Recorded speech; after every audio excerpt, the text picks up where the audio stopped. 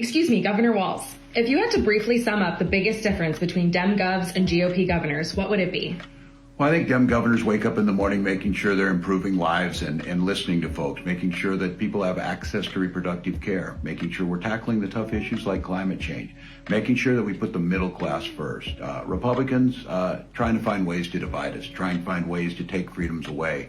While we're trying to banish hunger from our schools, they're banishing books from them. And really, at the end of the day, they're just weird, and they focus on weird issues that don't impact people's lives. Vote Dem Govs.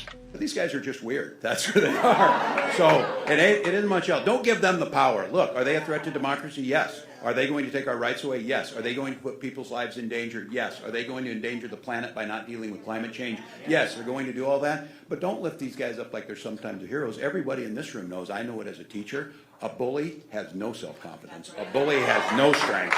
They have nothing. The fascists depend on fear. The fascists depend on us going back. But we're not afraid of weird people. We're a little bit creeped out, but we're not afraid. But look, and then as you heard this, and one day ago, a poll came out and showed Kamala Harris up 10 points and Donald Trump getting his ass handed to him here in Minnesota. So, sorry. But he's here today in the state of hockey to complete his trifecta. He lost in 16, he lost in 20, he loses in 24.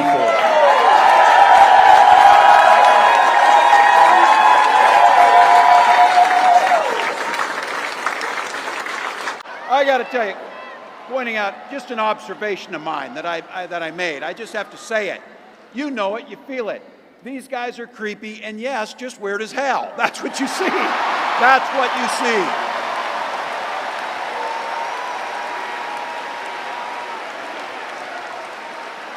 We don't call each other names.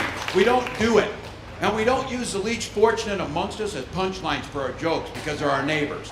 Look, we share a lot of things. That's one of them. We're neighbors and we're not weird, that's for sure. And you hear me say this, and I'll continue to say it. I pointed out to them, and they're really sad about it, so they hit me every day on something. That's just weird behavior to do that. They're just too excessive. It's not them, it's the behavior. These are weird people on the other side. They want to take books away. They want to be in your exam room. That's what it comes down to. And don't, get sugarcoating this. These are weird ideas. Listen to them speak. Listen to how they talk about things. Listen to how your previous guests were right. Like you said, they've told them that they shouldn't talk about race. They can't help it. It is built into their DNA because there is no plan. There's no healthcare plan. There's no healthcare plan. There's nothing to do on this. They want to take away our alliances and leave Russia to do whatever they want. Look, they are bad on foreign policy. They are bad on the environment. They certainly have no healthcare plan. And they keep talking about the middle class that, as I said, a robber baron real estate guy and a venture capitalist trying to tell us they understand who we are. They don't know who we are. I did see this, that Donald Trump was in Pennsylvania, was he not, last night? Harrisburg. There's a saying in politics, if you're explaining, you're losing, but I want to say this. I did watch part of it last night. 11 times, Donald Trump explained to us that he wasn't weird. We're not weird, that's for sure. Okay. I didn't say it. I think we might be getting under the skin there a little bit. But look, when I said that, this isn't about name calling or anything. I was pointing out it's weird to be obsessed with people's personal lives. It's weird to be obsessed with people's healthcare choices. It's weird to continue to talk about sharks and batteries and boats and things like that. These ideas that they're putting out there, they are weird as hell. No one's asking for it. Minnesota Governor Tim Walz is the one who started the whole weird ball rolling. And just last night, he said this about the former president on a Zoom call with the group White Dudes for Harris. Keep hammering on these guys. This idea of calling them out for who they are, shrink them. Is he a danger to society? Yes. Is he a danger to women's health? Yes. Is he a danger to world peace? Yes. But don't give him more credit than he needs. He's just a strange, weird dude. And Governor Tim Walz joins us now. Governor, good to have you on the program. So you started, we believe, that term weird. Democrats are certainly running with it. Tom Friedman with the New York Times said in a column recently, he said, I cannot think of a sillier, more playground, more foolish, and more counterproductive political taunt for Democrats to seize on than calling Trump and his supporters weird. He went on to say that nobody beats the former president in the arena of name-calling. What do you say to Friedman? Do you worry that this is somehow playing into Trump's hands, like what Marco Rubio tried to do? Yeah, no, it's not a name calling or tagging him with it. It's an observation, and I didn't come up with it. People around, that I'm with around southern Minnesota, relatives and Republicans. Look, Donald Trump is a threat to all those things, but we somehow put it in there that he had this power that there wasn't anything we could do about. This is a tool. I'm a teacher, and you're trying to get things in. This is the emperor's wearing no clothes. And once you take that away from him, it opens up the space to start asking the questions. There's something weird with that guy. He's a weird guy. He is a weird guy. He walks on the stage. There's something wrong with that guy. And he called me weird. And then the fake news media picks it up. That was the word of the day. Weird, weird, weird. They're all going, but we're not weird guys. We're very solid people that want our country to be great again. I mean, it's very simple. Let's play.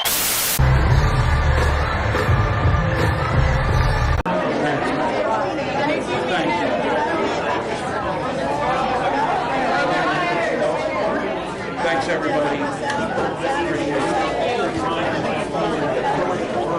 Thank you. Appreciate you doing the work. Governor, can you talk to Thanks for doing the work.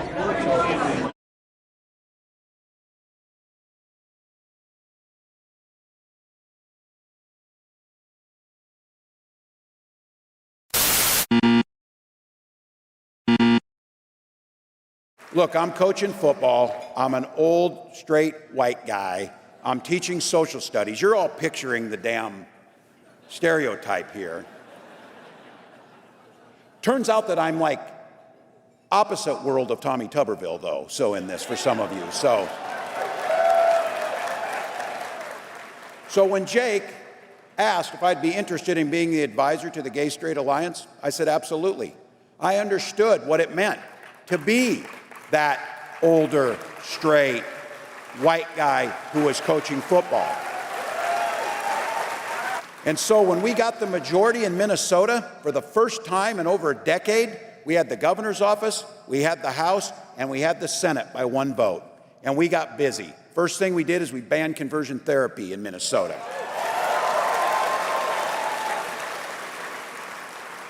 We protected transgender community and said in Minnesota, you are seen, heard, loved, and respected, and safe in Minnesota. And we did something a little bit. We banned banning books, especially banning LGBTQ books for themes in that. Think about it in this room. This is what these folks are focusing on, spending all their time. Like reading about two male penguins who love each other is somehow going to turn your children gay, and that's what you should worry about.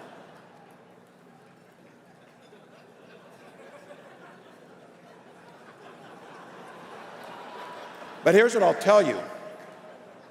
It's a fact of life. Some people are gay. But you know what's not a fact of life? That our children need to be shot dead in schools. That's not a fact of life.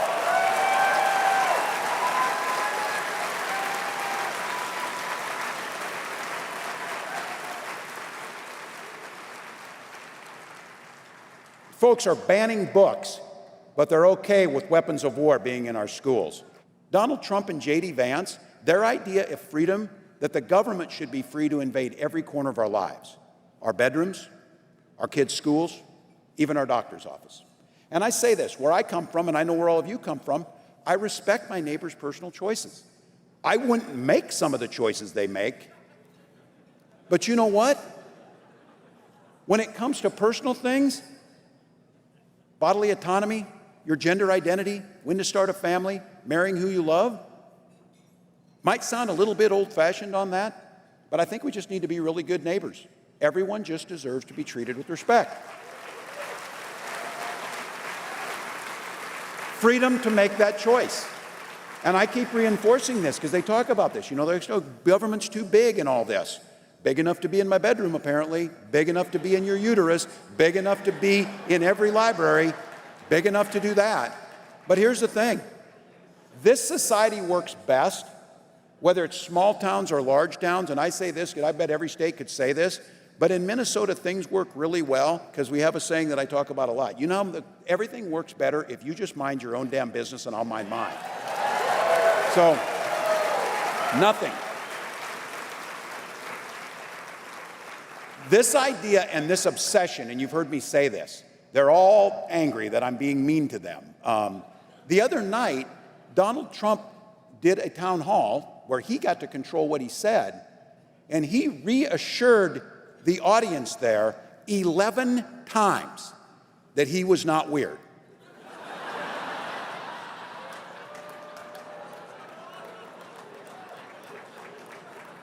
If you're reminding someone you're not weird, you probably we're not weird, that's for sure.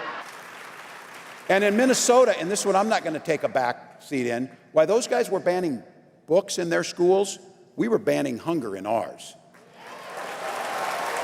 We're not going back to the discrimination. We're not going to force our children into situations where they become suicidal. We're not going to continue to demonize people because of who they are. And we're not going to continue to allow people in this country to go hungry or to be shot dead because we don't make decisions that can improve that. And as vice president, and I say this, it is not a stretch and the facts are there. This is the most pro-LGBTQ plus administration in American history. Things like strengthening mental health resources for LGBTQ plus youth. We know what the statistics are. They're horrific for our young people. From suicides to self-harm to all of the other things that go with it, we know that this fight is the most important fight that's on our plate. So I have to tell you, she made human rights for LGBTQ plus individuals around the world a top priority in this nation's foreign policy. We must lead. We must be the country that leads on it.